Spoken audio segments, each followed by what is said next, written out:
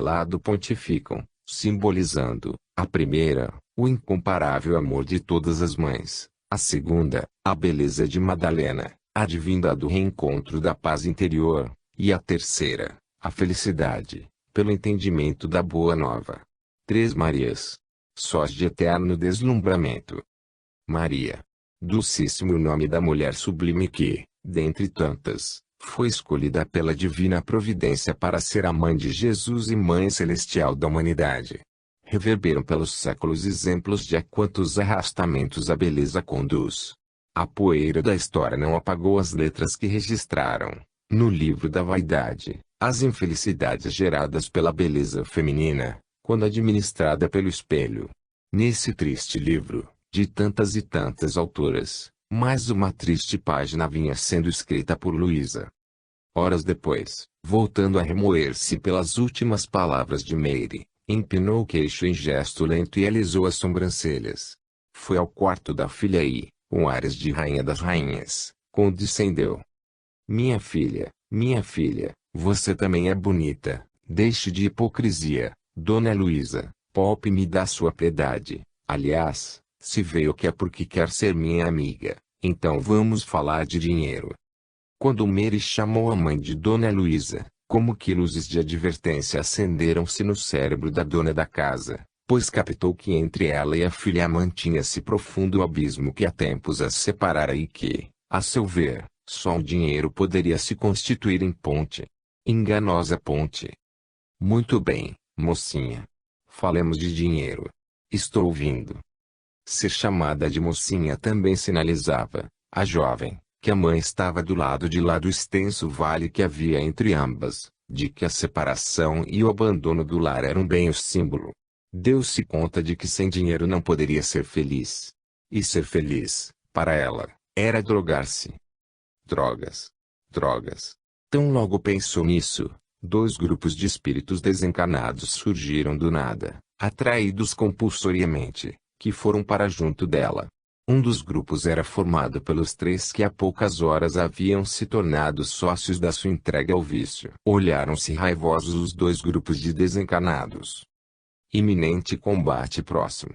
O chefe do segundo grupo, de 5 espíritos, advertiu ao trio, tão intruso como ele próprio e seus companheiros. A irmã aqui é nossa fonte há muito tempo. Não há vagas para novatos, pois nós a treinamos bem, para nos atender. Isso a nós. Estamos sabendo que hoje vocês estiveram nos roubando, enquanto estávamos empenhados numa outra festinha. Ah, é?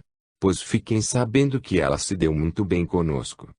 Foi por isso que essa idiota chegou aqui sem apetite. Já tinha se fartado, traindo-nos. O líder dos 5 olhou para os 3 invasores e, a um gesto seu, os outros companheiros os agrediram com brutalidade. Os agredidos, desencarnados ainda jovens e participantes de árduos treinamentos em lutas marciais, considerados mestres, julgaram que para eles a luta ia ser fácil, pois, com sua técnica, seus golpes mortais dariam uma lição exemplar naqueles 5 alunos atrevidos. Mas triste ilusão, ali, de forma inexplicável, seus golpes pouco valiam diante do ódio que envolvia e servia de munição ao outro grupo.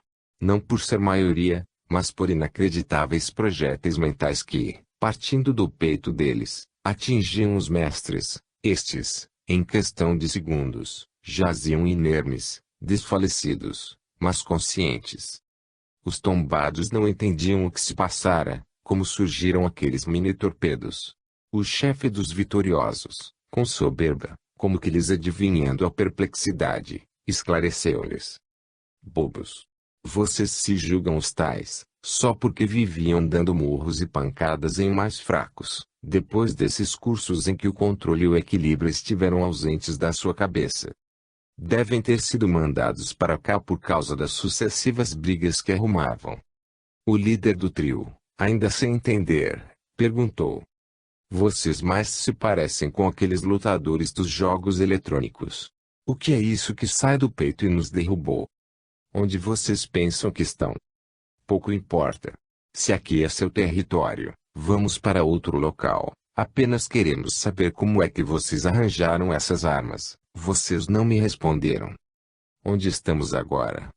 Pensando um pouco, um dos caídos adiantou-se. Numa casa de luxo, onde a irmãzinha mora. Aliás, foi ela quem nos convidou para sermos seus sócios. Vejo que vocês não sabem de nada. Digam-me apenas, onde estavam, antes de conhecê-la. Após meditar bastante, o líder questionou. Na verdade, não sabemos direito. Há algum tempo nos metemos numa briga, à saída de um bailinho. Eram muitos, mas com nossa técnica derrubamos todos que se atreveram a nos desafiar. Só que, depois fomos embora. E logo de manhãzinha, alguém arrombou nosso quarto e entrou atirando. Não me lembro de mais nada. É isso, vocês estão na dimensão onde a vida não é vida, mortos. Isso mesmo. Agora já falamos demais e é hora de ação. Levantem-se e sumam. Os três, cambaleantes, ergueram-se e com dificuldade afastaram-se, ganhando a rua e indo em busca do nada. Os que ficaram, acercando-se de Mary, determinaram-lhe mentalmente que agradasse a mãe que ficasse esperta, à espreita, para arrumar dinheiro. Ordenavam, drogas exigem dinheiro. Use o expediente que for necessário, finja obediência e humildade, depois, use o cartão do banco dela. A jovem captou a ordem e meditou, preciso dar a impressão à mamãe de que estou arrependida, para depois. Como é que não pensei nisso antes? Vou pegar seu cartão do banco e transferir dinheiro para minha conta. 7. Equipe invisível. Em meio à madrugada Ari acordou. No mesmo instante viu aquela equipe de socorristas que surgiu à sua frente, outra vez vinda do céu, isto é, de cima, do teto do Ti. Vocês. Dessa vez Ari conseguiu falar. Tanto que o médico plantonista correu, pressuroso. O que o senhor está sentindo? Precisa de algo? Não, estou bem. Apenas estava pensando em voz alta. Ari captou claramente que o médico não viu os visitantes. Quando ele se afastou, a equipe invisível acercou-se. Aliás, para ele, só para ele. De invisível aquele grupo não tinha nada, mas foi assim que passou a denominar os estranhos visitantes. O chefe deles dessa vez o instruiu. Sou Abdiel, seu amigo. Agora vamos conversar de outra forma. Você vai nos ver e falar, mas não responda por palavras, e sim apenas por pensamentos. Mas como isso é possível? Novamente o médico plantonista atendeu-o. Presto, posso ajudá-lo? Oh, desculpe-me. Estou meio bobo, falando sozinho. Ari aguardou o médico afastar-se, notando que ele ficara bastante apreensivo. Contudo, foi inspecionar o estado de outro paciente. O chefe da equipe invisível, Abdiel, brincou com ele. Viu só o que você está aprontando? Eu não lhe pedi para só falar conosco pelo pensamento. Tente fazer isso. Ari pensou, está bem, vou falar só pelo pensamento. Assim está melhor, aniu Abdiel, prosseguindo naquela fantástica forma de conversar. Estamos no limiar de um acontecimento que mudará nossa vida. Mais do que em qualquer outra ocasião, nosso pensamento deverá direcionar-se para o alto, em busca de Jesus, o médico das almas. Ari, assustando-se bruscamente, ia interromper, falando, mas conteve-se a tempo e apenas pensou, das almas. Os aparelhos que monitoravam Ari acusaram alteração. O plantonista, que de soslaio observava o paciente, acorreu. Estou bem, disse-lhe Ari, tranquilizando-o, o que de fato conseguiu, pois os indicadores retornaram ao normal. Ari deixou passar alguns minutos e, como Abdiel permanecia ali, apenas olhando-o, dirigiu-se a ele em pensamento, como ele pedira, vou morrer. Vocês são mortos. A calma é a mais fácil das virtudes, quando tudo está tranquilo, não é mesmo? Entretanto, no momento de agitação, física ou mental, o que acontece? Nós a expulsamos, concorda? E aí, o desequilíbrio, nem sempre a maldade, assume o comando dos nossos atos. Porque o homem age assim.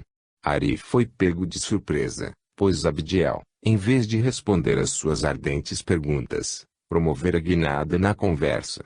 Aliás, Foi o próprio perguntador quem respondeu, é porque, agindo pelo instinto, não o instinto natural que garante a sobrevivência, mas o instinto distorcido, porque é acoplado de mau uso da inteligência, num deplorável retrocesso espiritual, o homem despreza a sabedoria, de forma integral, cedendo-lhe espaço para o melindre e a vaidade, gêmeos filiais do orgulho. Aí a maldade aflora no homem, coisa que nos animais não existe. Assim, nessas horas, não se compare o homem ao animal, pois este não tem inteligência abstrata, formadora de ideais e planos, no caso, de vingança. Animais têm, sim, integral, o instinto na sua expressão mais genuína. Não tem melindres nem sentimentos de vingança. Novamente Ari se complicou para entender o que Abdiel dizia. O espírito amigo, não obstante, prosseguiu, o homem que conseguirá avançar 1 centímetro no cumprimento da lei do amor, reta divina e de extensão infinita, não cederá espaço aos impulsos da réplica, a qual lhe oferta veículos de discórdia, quais a postura agressiva, o tom de voz mais alto, imperativo, arrogante, tudo isso a bordo de argumentos de certeza definitiva. E, nessas horas, convenhamos, resposta ou réplica logo se transformam, uma ou outra, em ideias de vingança. Abdiel interrompeu o que dizia por instantes e logo seguiu, não. Esse homem que avançou no bem ampara-se na mansuetude, sem que isso configure covardia física, tanto quanto jamais oculta a verdade, o que, do contrário, seria outro tipo de covardia, mais danosa do que aquela, a hipocrisia. E o que faz? Disciplinado mental, não se permite arroubos de gladiador, mas transforma o palco do encontro de correntes antagônicas, a dele e de outrem, em palco de correntes congruentes, isto é, busca um dos inesquecíveis exemplos de Jesus, um modelo de comportamento fraterno ofertado por Deus aos homens. Abdiel colocou a destra sobre a fronte de Ari e volveu o olhar para cima, pronunciando uma única palavra, Jesus. Ari, olhos arregalados a princípio, sentiu-se invadir por jamais experimentada paz, que sutil, mas constante, envolveu-o, como se fosse uma agradável nuvem, silenciosa e quase imperceptível. Abdiel disse-lhe brandamente: como você pode observar, ao falarmos de Jesus todas as dores se acalmam, a paz nos visita célula a célula e a vida adquire sua verdadeira expressão, deixando atrás tudo mais. Ari surpreendeu-se refletindo sobre o que ele próprio sentiu. Se morresse agora, morreria tão feliz. Sim, sim, e sei do que fala Abdiel. Ele fala de mim, de como sempre tenho me conduzido. Até com minha família tenho agido com dureza. Meus filhos nem quiseram mais morar comigo e com a mãe. Luísa. Será que estive sempre ao seu lado, como o companheiro que reparte todas as alegrias e as tristezas com a amada? Meu Deus! Sei agora o que é a calma e o seu grande poder. É precisamente o que experimento neste momento. Jesus era tão calmo. Abdiel, já se despedindo, ainda proclamou, e Jesus não é uma miragem de fanáticos, como temerariamente alguns imaginam. Não brigou com ninguém, foi uma das pessoas mais ofendidas e, longe de se vingar, com todo o poder que detinha, perdoou a seus ofensores. Jamais impôs suas ideias, nunca escreveu uma única palavra dos seus ensinamentos, entretanto suas lições, alicerçadas no exemplo, sobreviveram porque a razão lhes dá vida eterna. Viu Abdiel afastar-se com seus amigos até desaparecerem. Vou morrer. Esse perfume, tão agradável. Lembro-me dele. Dormiu. Horas mais tarde, os aparelhos acoplados ao paciente acusaram, por discreta sonoridade e pelos painéis eletrônicos, crise grave. O médico plantonista, que mantinha permanente observação nos pacientes, aplicou de imediato o medicamento sublingual e, em seguida, ligou para o Dr. Renato. Quando, pouco depois, o cirurgião-chefe da cardiologia chegou, avaliou o quadro clínico de Ari e, franzindo a testa, diagnosticou: nosso paciente precisa de um milagre. Na manhã esplendorosa, pujante de sol, de vida, pois, Luiz e os filhos foram autorizados a conversar alguns instantes com Ari. devendo aguardar que ele despertasse, disse-lhes o Dr. Renato. Nosso Ari não resistirá por muito tempo, o transplante é sua única chance. Só que ainda não recebi resposta da minha solicitação à Central de Transplantes do Estado, para que o Ari seja atendido em caráter urgentíssimo. Só por volta das 11 horas Ari despertou. A família foi admitida junto ao leito, para breve diálogo. Ao vê-los, o semblante incapaz de disfarçar o que lhes via na alma, Ari compreendeu que ainda não tinha morrido. Luísa não podia falar, as lágrimas impediam-na. Mary beijou-o ternamente, como há muito não fazia. Paizinho, o que o senhor aprontou dessa vez? É uma incógnita, murmurou Ari. Saber que Deus é tão bom e uma coisa dessas me atingir-nos, emendou Anderson, tomando a mão paterna. Há algo de inexplicável na vida, tão cheio de surpresas, de coisas boas, mas também de coisas ruins. Só pense nas boas, paizinho. O senhor vai sair dessa, o senhor é forte, é valente, nunca ninguém o venceu, será, minha filha. Nem o coração? E você, como está aqui? Alguém me disse que havia sido internada para desintoxicação. Interrompeu o tratamento. Ah, meu pai, interrompi, sim. Algumas doenças, como essa que inventaram para mim, existem apenas para dar emprego aos médicos. Mary, não é bem assim. Você me chama de valente, vitorioso sempre, mas sua visão, do ângulo em que estou agora, perde toda a substância. Imagine se eu morrer nos próximos dias. Do que terá valido toda a minha fortaleza e o império que construí? Se me acabei de tanto ajuntar poder e fortuna, terá valido a pena? Não fale assim, interrompeu Luísa. Você não pode nos deixar. O que será das nossas empresas? O que será de nós? Vocês vão administrar tudo, com dificuldades no início, mas com o tempo aprenderão. Olhou para o teto, como se estivesse alguém lá ouvindo, e sentenciou. Só que, um dia, assim como eu, vão se dar conta de que tudo, talvez, não valeu a pena. Luísa atalhou. Como não valeu a pena? Então a nossa vida não tem sido tão confortável. Não somos estimados pela sociedade. E o respeito que nossa fortuna nos confere. Sociedade. Respeito. Fortuna. Só queria que meu coração estivesse bem, até trocaria tudo, tudo mesmo, por um coração saudável.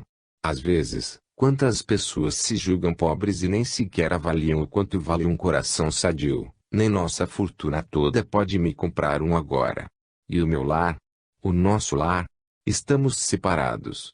Se eu conseguir sobreviver, vocês vão se enjoar de tanto amor que tenho para lhes dar. Dirigiu-se ao filho. Se não, cuide delas, principalmente de sua irmã. Mary começou a soluçar descontroladamente. Ali mesmo Anderson começou a obedecer ao pedido do pai, pois amparou, estreitando-a num abraço. Anos e anos de isolamento fraternal entre ambos foram ali interrompidos. Luísa literalmente se atirou ao peito de Ari e também o abraçou.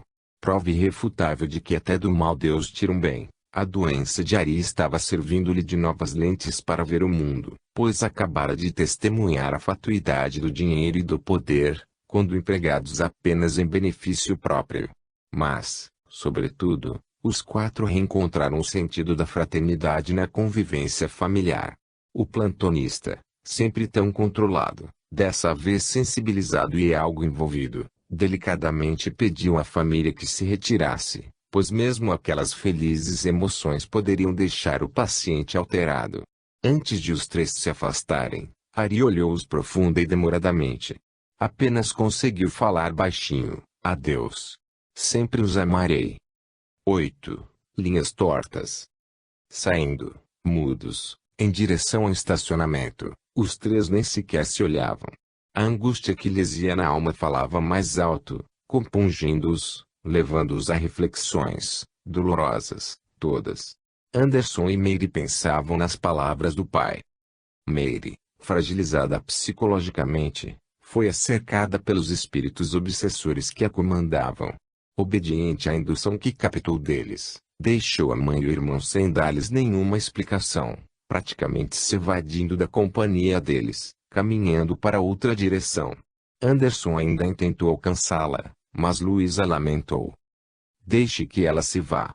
Já é maior de idade e não quer dividir conosco seus sentimentos. Ao contrário, neste momento tão triste, sua atitude demonstra que pouco se importa com a família. E completou, amargurada, em vez de unir-se a nós, o que vai fazer, sabemos, é atolar-se ainda mais na lama das drogas, acrescentando dissabores às nossas vidas. De fato, Mary foi em busca de drogas.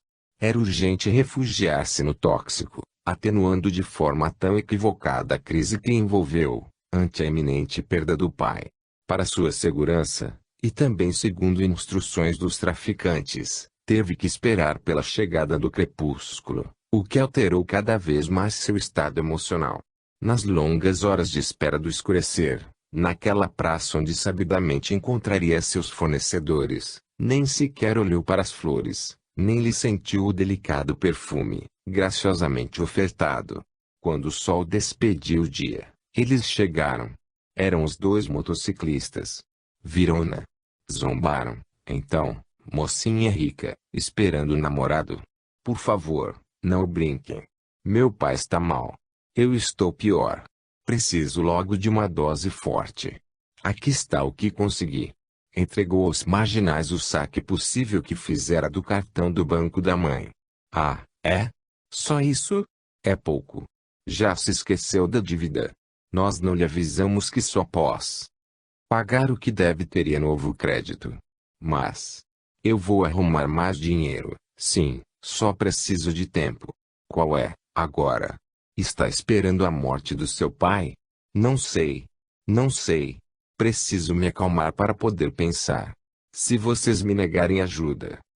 Agora, quando eu pegar na grana vou simplesmente os ignorar. Ameaças. Não gostamos disso, sabia? E, quando não gostamos, sempre damos uma aula de boas maneiras. Assim falando, o jovem desceu da moto e, aproximando-se de Mary, com absoluta calma, abraçou-a e forçou um beijo, constrangendo-a pela força muscular dobrada em relação à dela. Mary tentou livrar-se daquela infame agressão, mas quanto mais se esforçava, mais se via imobilizada pela brutalidade do rapaz. O outro jovem, até então passivo, considerou desmedida a atitude do colega e descendo também da moto colocou a mão no ombro dele e determinou. Pare com isso. O agressor, de fato, soltou Mary.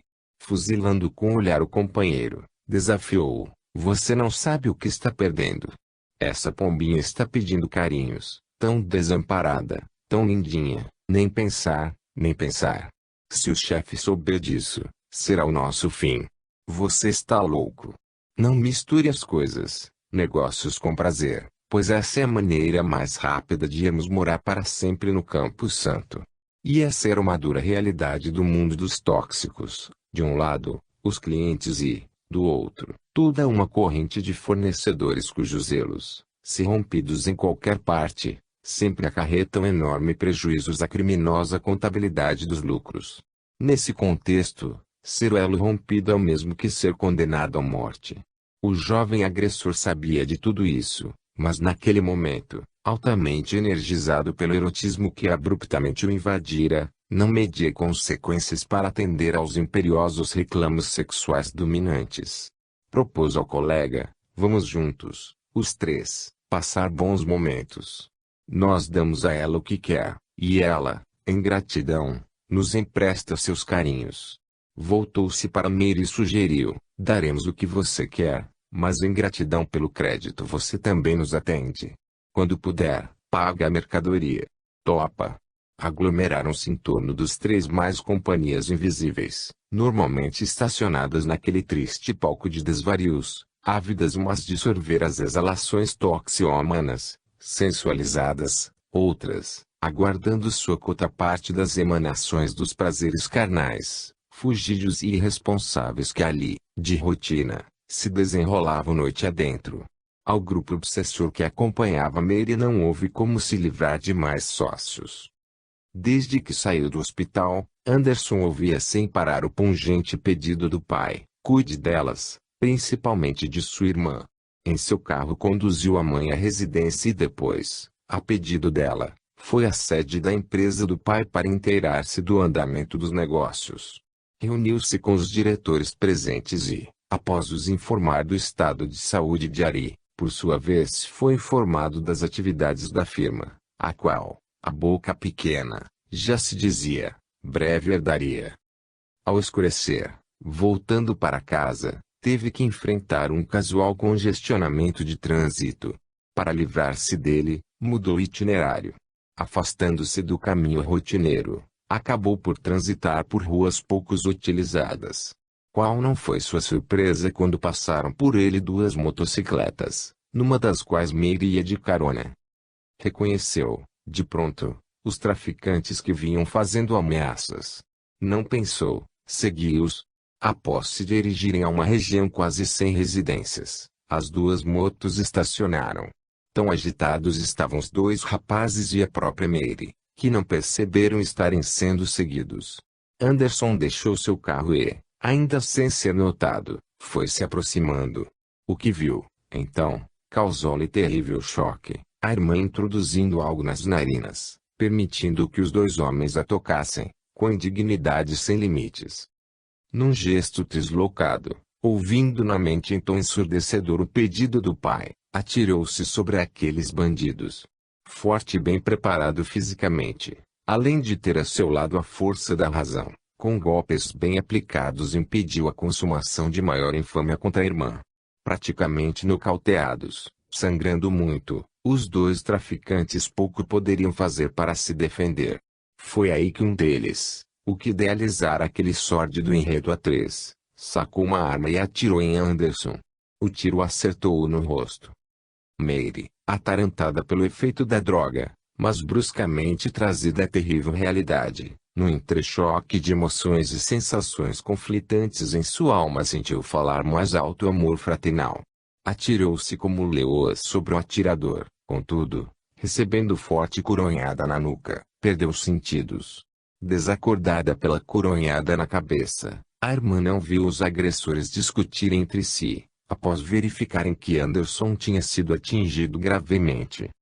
O que você fez, Miro? Matou-o, era Luel, você ficou louco. E agora? O que faremos?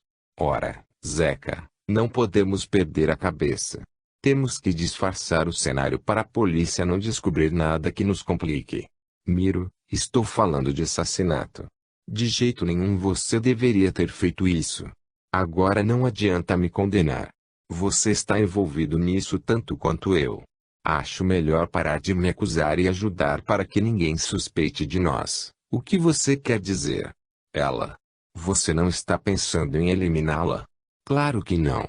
Vamos fazer o seguinte. Levamos a moça para a praça onde a encontramos e a deixamos com as vestes rasgadas. Assim vão pensar que foi vítima de algum tarado. E ele? E ele? Vamos revistá-lo. Ao fazerem isso, encontraram dinheiro, o RG e outros documentos, as chaves da caminhoneta, da casa do pai e da própria casa. Miro afastou-se um pouco, procurando nas proximidades, e logo encontrou o que buscava, o veículo de Anderson. Tentou dar partida e conseguiu, confirmando ser o carro do irmão de Meire. Os dois marginais, em tormento mental absoluto, só pensaram numa coisa: fugir dali. Antes, para dificultar qualquer investigação policial, simularam um assalto, furtaram os documentos de Anderson, que trocaram por outros, relógio, dinheiro e o anel que usava. Colocaram as motos na carroceria, junto com Meire, desmaiada. Foram à praça onde costumavam se encontrar e lá ela foi deixada, ainda inconsciente. Propositadamente rasgaram suas roupas, simulando algum tipo de violência sexual, que, aliás, não tinha acontecido. Deixaram o relógio dela no pulso e um valioso anel de brilhante. Esqueceram-se, também, de que Meire estava ainda com um envelope de cocaína em pó. Não a revistaram. Esse foi o primeiro erro que os enredaria. O segundo, nem sequer buscaram saber o estado de Anderson, abandonando-o caído, inerte. O roubo da caminhonete e a posterior venda a um desmanche foi seu terceiro erro.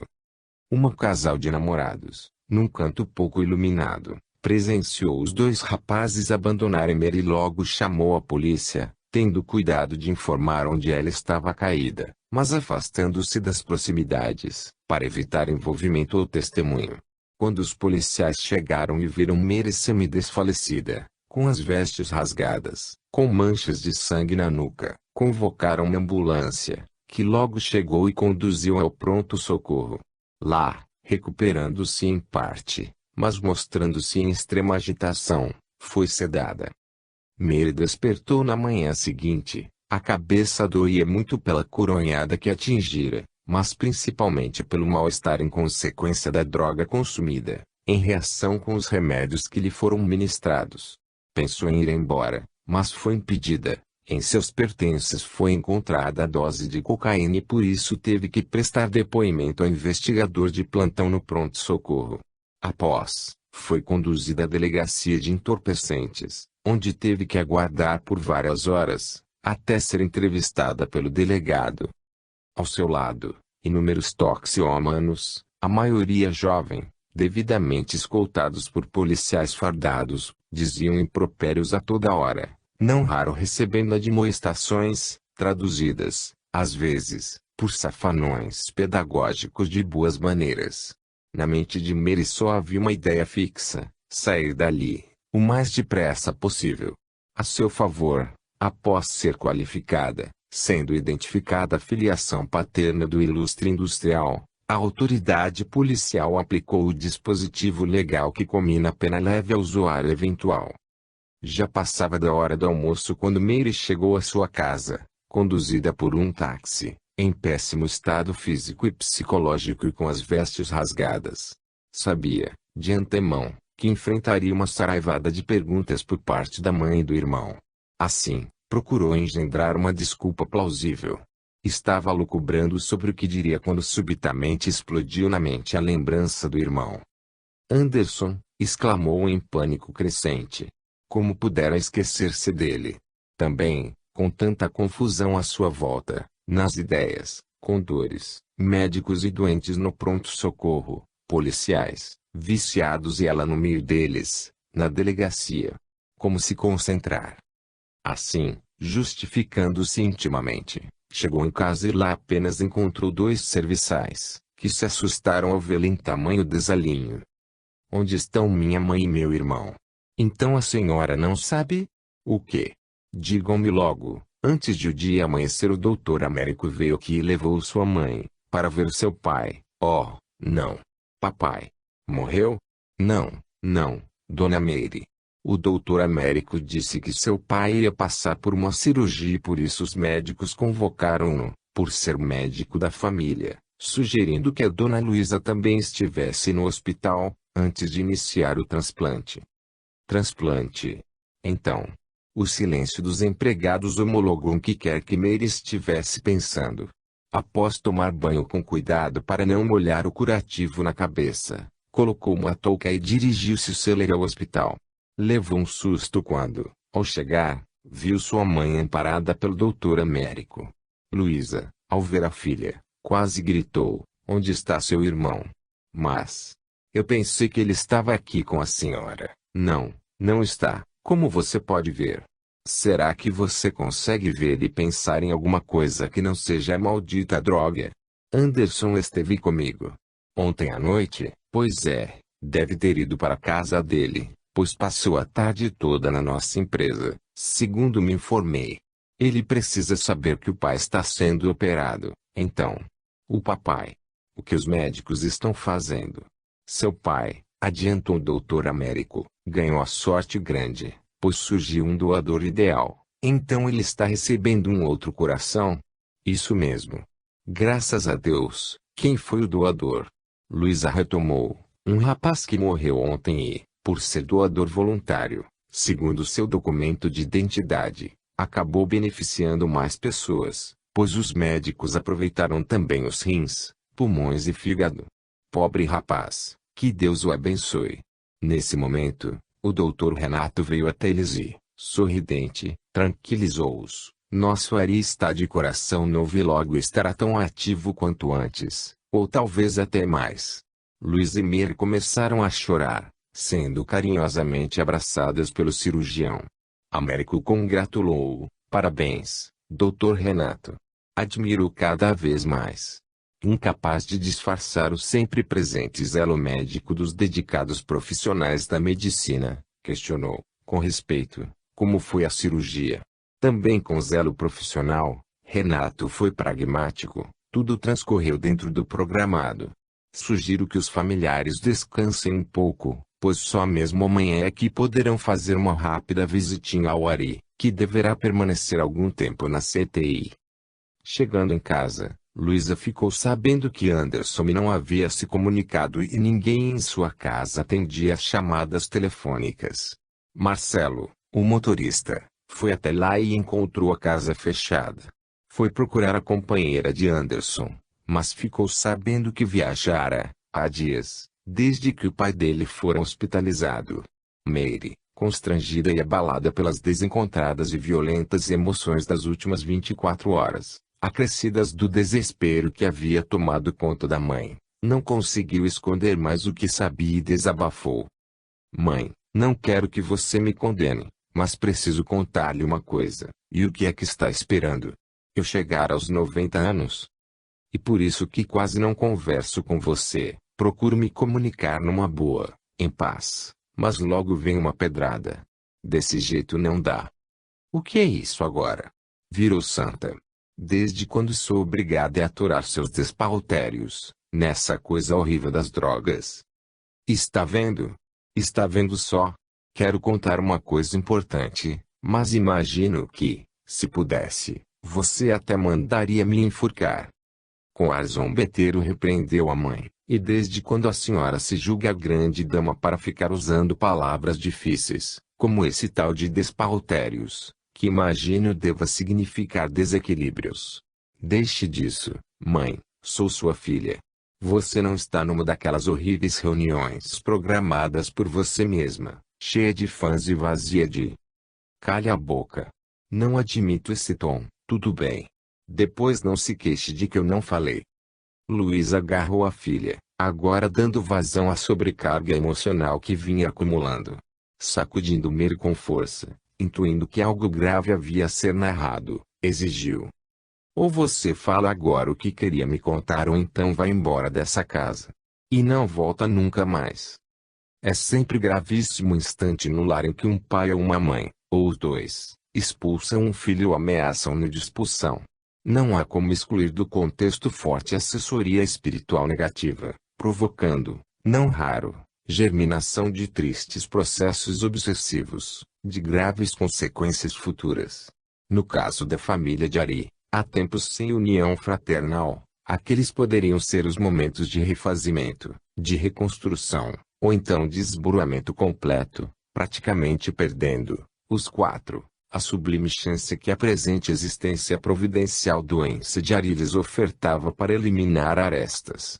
O espírito Abdiel, guardião daquele lar, por voluntária missão que o plano maior autorizara, podendo prever muitas das infelicidades que um rompimento naquele momento traria para todos, agiu com fé, do fundo da alma suplicou a Jesus que intercedesse, não permitindo que influências destrutivas imperassem. Em instantes, atendendo à sentida prece do fiel servidor, acorreu àquele lar uma equipe de espíritos socorristas, aureolados de luzes que pareciam despejar fragrâncias luminosas. Com calma e gratidão, Abdiel viu que inúmeros malfeitores do plano invisível saíram em desorientada carreira. Os mensageiros rodearam Luiz e Mary, também em preces, conseguiram transferir para ambas vibrações luminosas que lhes sensibilizaram a alma. Com efeito, mãe e filha, de início se olhando com espanto, tal como se nunca se houvessem visto, mas logo abrandando a dureza da fisionomia, atiraram-se uma à outra, num abraço reconciliador. Mary balbuciou. É sobre o Anderson, pelo amor de Deus, minha filha, diga logo, estive com ele ontem à noite. Nos encontramos por acaso, lá nas proximidades do estádio municipal de futebol. O que vocês faziam lá? Mentiu, eu tinha um encontro com um namorado, na praça em frente ao estádio de futebol. Quando estava na praça do Jardim Botânico, aguardando condução, o Anderson me viu e me deu uma carona, levando-me até lá. E daí? E daí? Assim que chegamos eu desci do carro dele e fomos assaltados. Como? O que aconteceu? O Anderson me defendeu, pois os bandidos tentaram me injuriar. Aí, os malvados atiraram nele e eu briguei com eles, mas me bateram na cabeça e eu desmaiei. Acordei no pronto-socorro municipal, onde passei a noite. Tirou a touca e mostrou o curativo. Luísa nem sequer quis saber disso. O meu filho. Onde está? Feriu-se muito? Diga-me, pelo amor de Deus. Não sei, mãe. Não sei, mas onde você o deixou? Semi-inconsciente, pude ver que os bandidos me levaram para uma praça, longe do local do assalto, e me jogaram lá. Comecei a gemer o mais alto que podia e alguém me achou, chamou a polícia e fui levada para ser socorrida. E o seu irmão, o que fizeram com ele? Ninguém o socorreu? Não sei. Não sei.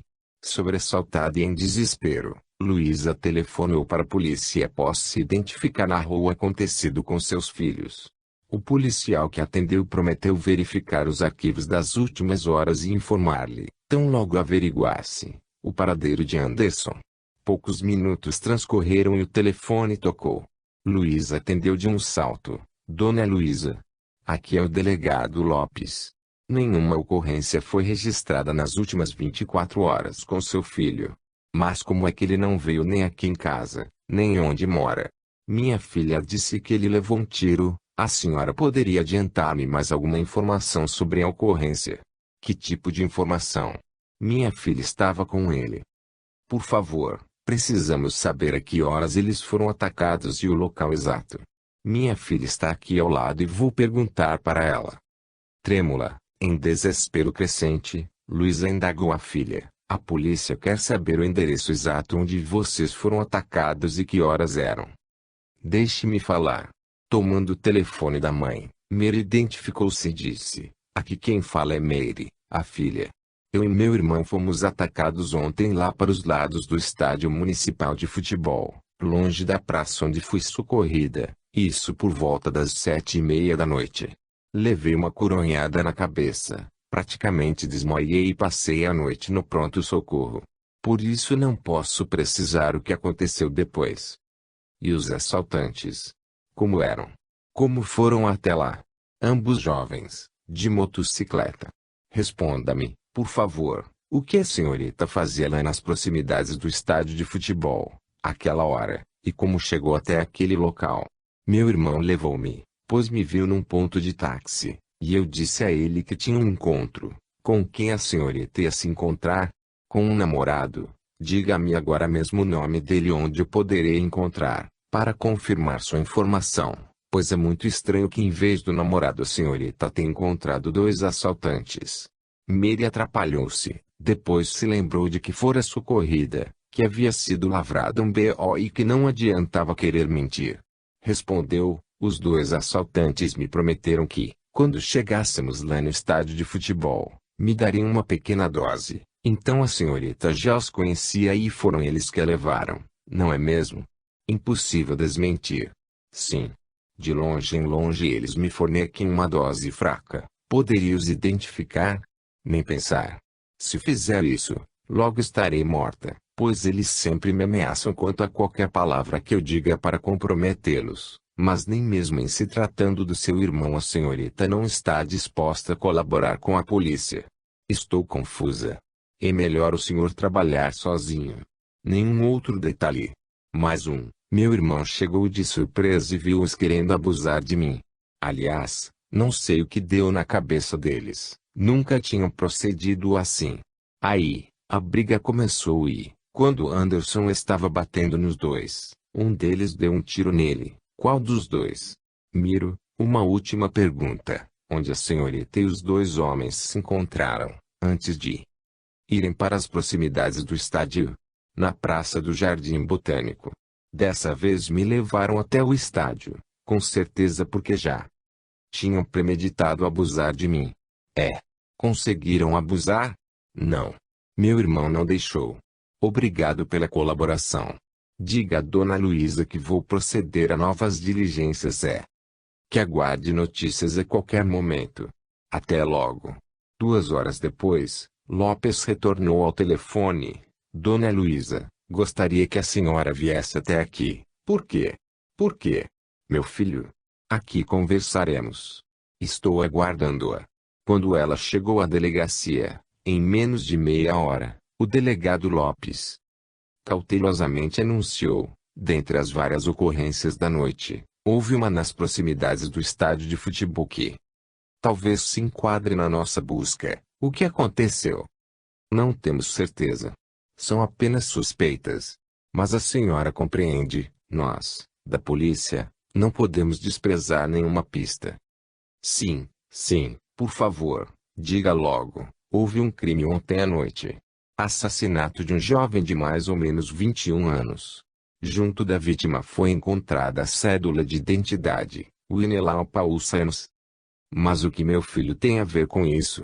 O delegado fez terrível silêncio. Contínuo altamente desenvolvido pela longa experiência profissional, juntando o que sabia com o que precisava saber, fez uma melindrosa sugestão.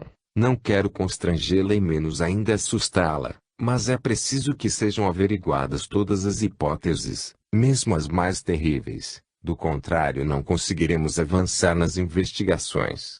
Tenho uma levíssima suspeita de que só a senhora poderá desvendar tudo de pronto. Do contrário, sem sua ajuda poderei diligenciar por chegar às mesmas conclusões, só que de forma muito mais demorada. O que o senhor quer que eu faça? O reconhecimento do jovem que morreu assassinado, meu Deus! Será possível? Só saberemos se a senhora puder eliminar qualquer suspeita de que não se trata do seu filho.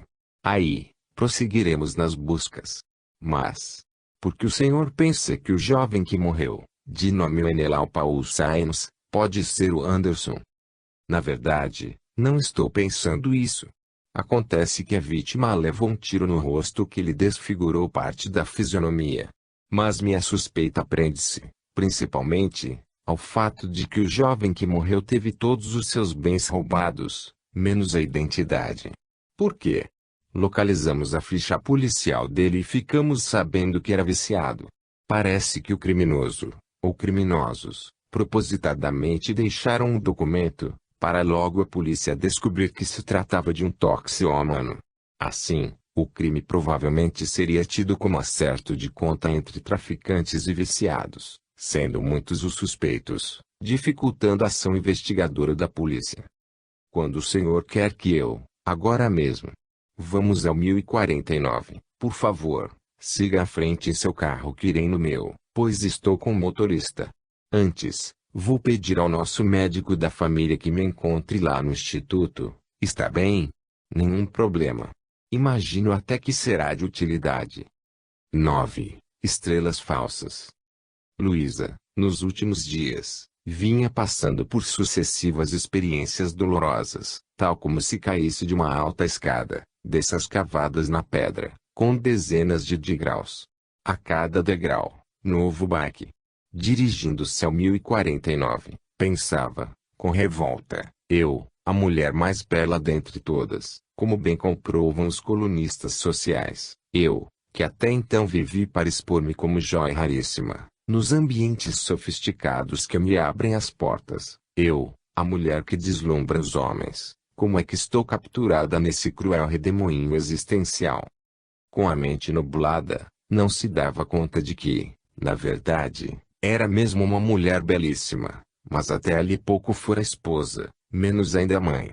Sim, o marido, que nunca fora sua razão de ser, mas apenas o sustentáculo financeiro dos atos que sua vaidade exagerada comandava, agora estava internado em estado delicado. Quanto aos filhos, Anderson, a única criatura qual vez por outra dispensava sentimentos de amor maternal, no caso, estava desaparecido, e Mary, finalmente, a filha rebelde e desmiolada, ainda por cima toxiomana, evadira-se da clínica de recuperação e nem sequer dava sinais de qualquer arrependimento. A demonstração de carinho de há pouco, com certeza, era mais a conta da culpa pelo transtorno causado ao irmão.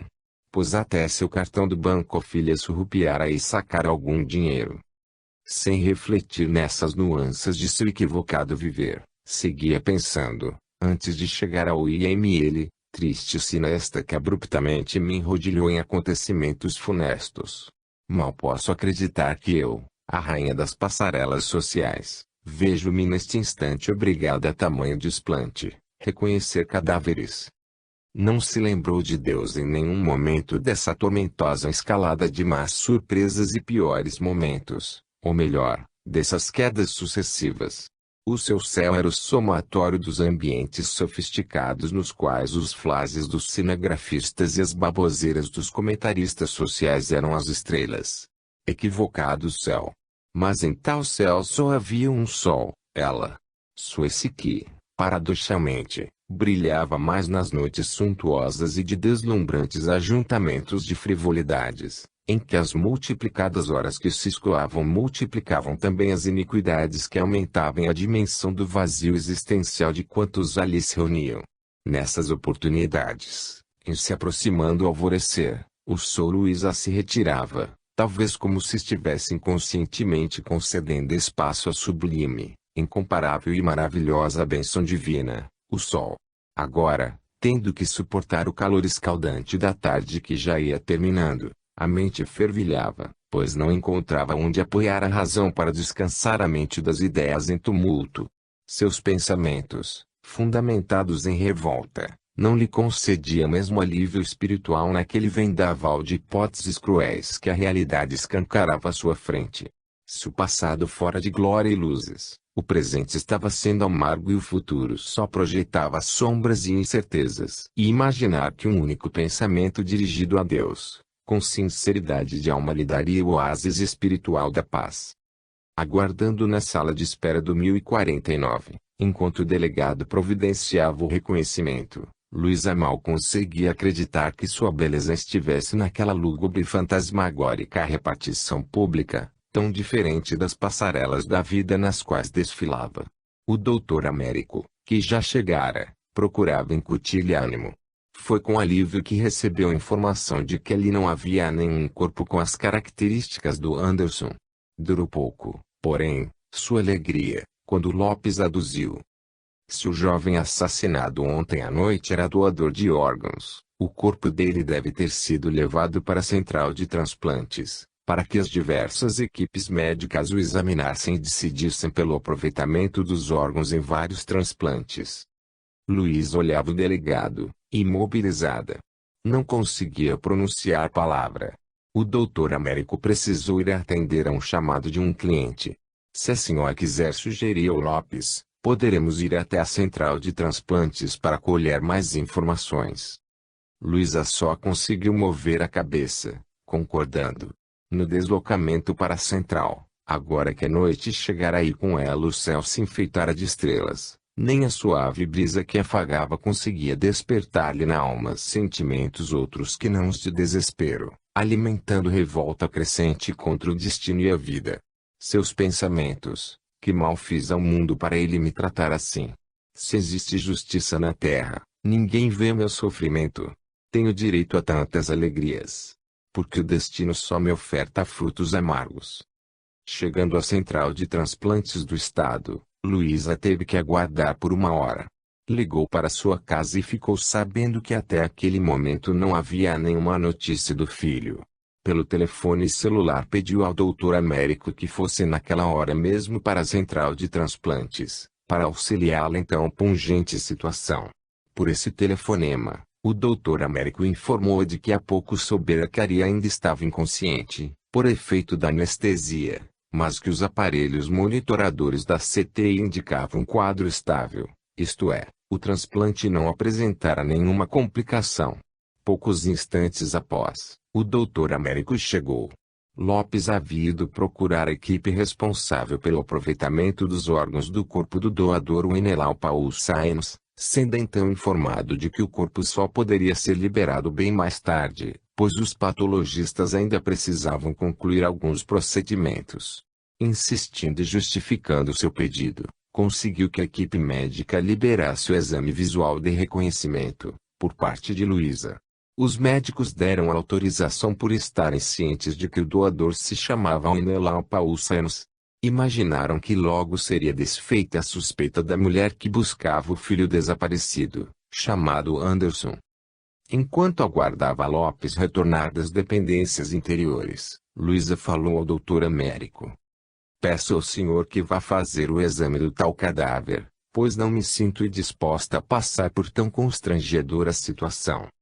Mas, dona Luísa, acho melhor irmos juntos. Para quê? Para ver um defunto. Não estou gostando desse delegado me obrigar a tais despropósitos. Acontece que o caso é gravíssimo. Seu filho está desaparecido e a polícia só está tentando ajudar. Nesse momento o delegado aproximou-se e convidou. A senhora está pronta para me acompanhar? Se quiser e puder, vamos agora mesmo proceder ao reconhecimento. Não houve como Luísa recusar.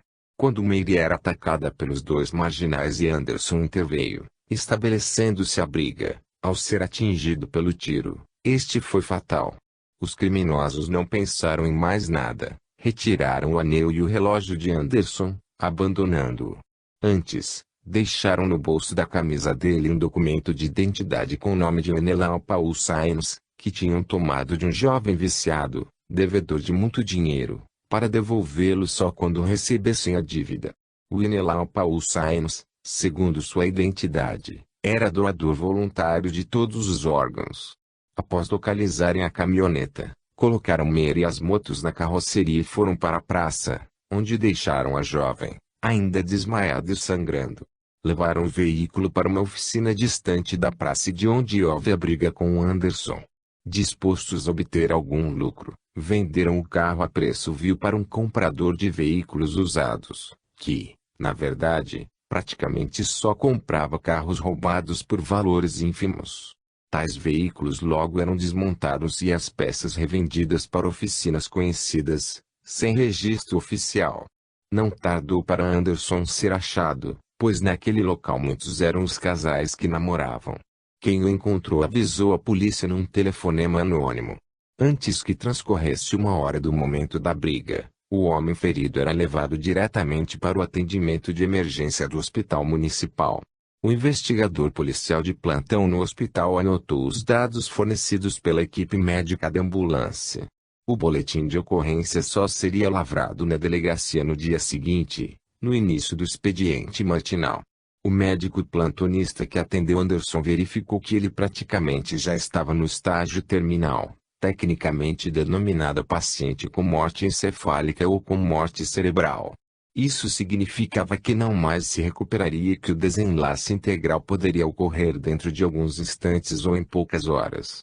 Baseando-se apenas na informação policial, quanto aos documentos de identidade do paciente, o médico solicitou à chefe da enfermaria que informasse o centro de captação de órgãos quanto à existência ali de um doador em potencial de múltiplos órgãos. De fato, esse médico era amigo do Dr. Renato, que lhe telefonara durante o dia solicitando empenho de encaminhamento, caso surgisse algum doador, para atender Ari, cujo quadro entrara na fase crítica de sobrevida. A partir daí, Anderson foi transferido para o centro de captação, onde foi examinado por junta legal, composta de um neurologista e mais 2 médicos, com a finalidade de comprovar a morte cerebral. Confirmado tal diagnóstico, após o prazo legal de 6 horas e ciente de que ali estava um doador voluntário, enquanto convocava as diversas equipes médicas para aproveitamento dos órgãos, cada uma dentro da sua especialidade, a junta médica, mais por ética do que por conduta legal, solicitou apoio policial para contato urgente com familiares, pois, sendo doador declarado, pela lei dos transplantes não havia essa exigência legal. Contudo, aquela hora da madrugada, perto das 3 horas, o máximo que os policiais conseguiram foi localizar um tio da vítima, internado no hospital com cirrose hepática. Diante dos policiais, esse tio, ao ser acordado e à vista da identidade que lhe foi exibida, sem demonstrar a mínima emoção ante o falecimento do sobrinho, aborrecido até, informou que o morto era órfão de pai e mãe e que, como responsável por ele, já desistira de colocá-lo no bom caminho. Declarando que o sobrinho era um perdido, consolou-se dizendo que agora, pelo menos na morte, talvez servisse para alguma coisa. A concordância, assim, era tácita. Então assinou o termo de concordância com o eventual aproveitamento de órgãos dos